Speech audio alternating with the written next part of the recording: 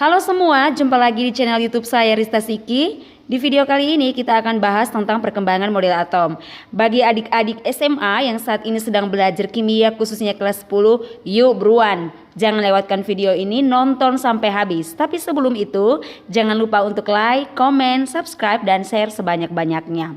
Oke teman-teman, jadi model atom ini sudah ada sejak ribuan tahun yang lalu, yang ditemukan oleh para ilmuwan dengan melakukan berbagai penelitian.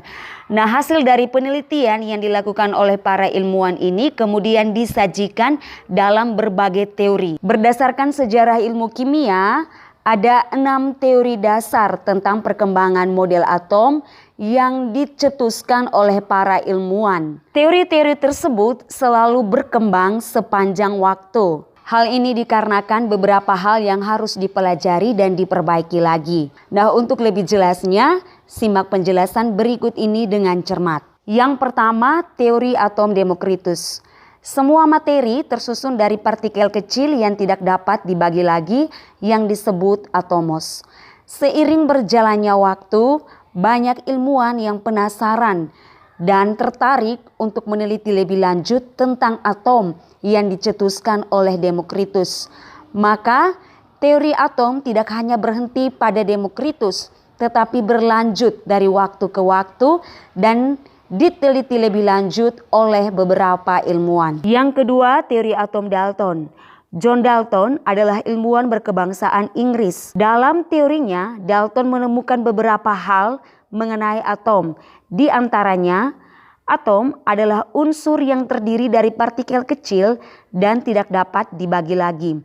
Atom tidak dapat diciptakan dan dimusnahkan. Unsur kimia yang berbeda akan memiliki jenis atom yang berbeda. Atom-atom dapat bergabung membentuk molekul. Lalu, molekul tersebut dapat terurai menjadi atom-atom melalui suatu reaksi kimia. Atom yang ditemukan oleh John Dalton ini berbentuk seperti bola pejal dan sangat sederhana. Atom yang ditemukan oleh Dalton ini belum sempurna karena terdapat beberapa kelemahan, yaitu teori atom Dalton tidak dapat menjelaskan sifat kelistrikan dari suatu unsur.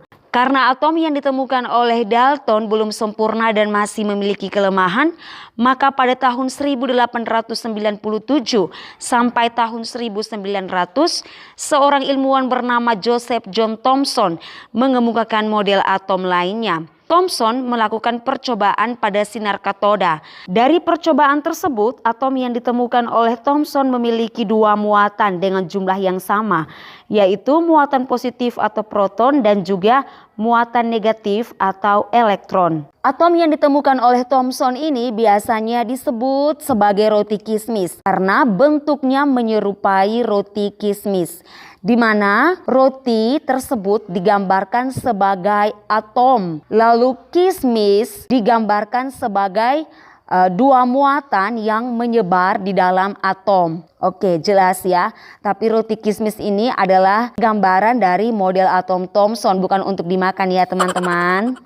Atom yang ditemukan Thomson ini juga ternyata masih belum sempurna dan memiliki kelemahan. Kenapa masih memiliki kelemahan? Karena atom yang ditemukan oleh Thomson ini tidak dapat menjelaskan mengenai susunan dari muatan-muatan dalam atom. Lalu Thomson juga tidak dapat menjelaskan bagaimana persebaran muatan positif dan negatif dalam atom. Yang ketiga, teori atom Rutherford. Ernest Rutherford pada tahun 1911 melakukan sebuah percobaan penembakan sinar alfa pada lempeng emas. Dari hasil percobaan, Rutherford menyimpulkan bahwa struktur atom terdiri dari inti atom atau neutron yang bermuatan positif atau yang dikenal dengan proton sebagai pusat massa dan dikelilingi oleh elektron atau muatan negatifnya. Jadi model atom yang ditemukan oleh Rutherford dari waktu ke waktu semakin sempurna karena sudah diketahui dengan jelas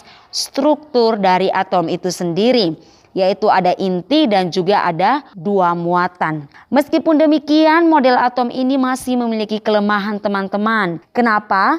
Karena model atom yang ditemukan oleh Rutherford ini ternyata belum bisa menjelaskan mengenai letak dan cara elektron mengelilingi atom. Selain itu, Rutherford tidak mampu menjelaskan kenapa elektron yang terus bergerak dalam lintasan tidak jatuh ke inti atom. Untuk melengkapi kelemahan pada model atom Rutherford, maka pada tahun 1913, dalam hasil percobaannya, Niels Bohr menyatakan bahwa atom tersusun dari inti atom, muatan, dan elektron, di mana elektron dalam atom berputar mengelilingi inti atom pada orbitnya dengan tingkat energi tertentu. Nah, menurut Bohr, tingkat energi yang paling rendah berada pada tingkat kulit yang paling dalam atau yang paling dekat dengan inti. Sedangkan tingkat energi yang paling tinggi berada pada tingkat kulit paling luar atau paling jauh dari inti atom. Elektron dalam atom yang ditemukan oleh Niels Bohr dapat berpindah-pindah, yaitu dari lintasan tinggi ke lintasan rendah. Nah, saat berpindah dari lintasan tinggi ke lintasan rendah, elektron akan memancarkan energi. Sebaliknya, jika elektron berpindah dari lintasan rendah ke lintasan tinggi, maka elektron akan menyerap energi. Nah, jadi di sini teman-teman bisa dikatakan bahwa atom yang ditemukan oleh Niels Bohr ini mendekati sempurna.